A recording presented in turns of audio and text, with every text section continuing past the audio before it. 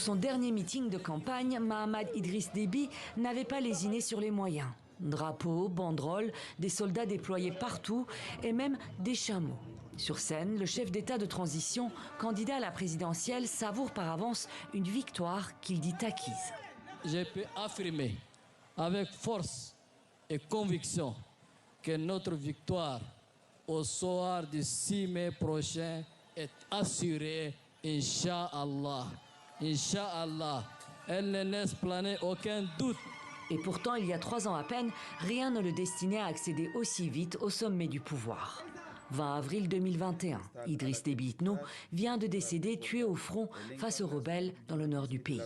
Son fils Mahamad est aussitôt proclamé par l'armée président du Conseil militaire de transition. C'est la figure la plus en vue de la transition militaire qui s'installe à la tête du Tchad. Le jeune homme de 37 ans prend ainsi la tête d'une junte de 15 généraux et succède à son père, maître absolu du Tchad pendant 30 ans.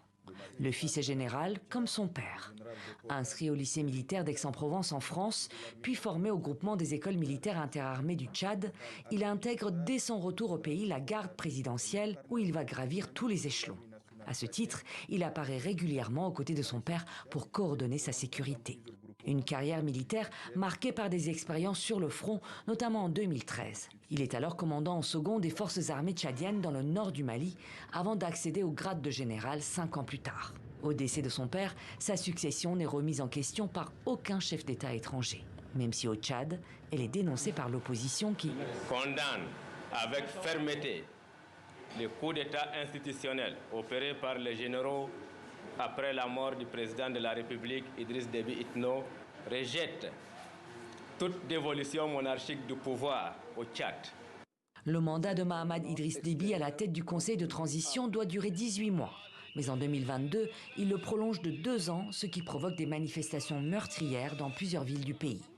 La nouvelle constitution, adoptée par référendum le 17 décembre dernier, l'autorise à être candidat à l'élection présidentielle.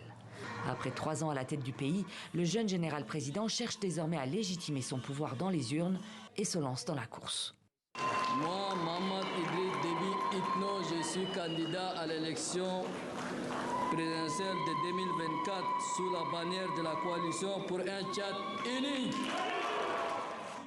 Sa candidature divise et la course à la présidentielle ne se passe pas sans soubresaut.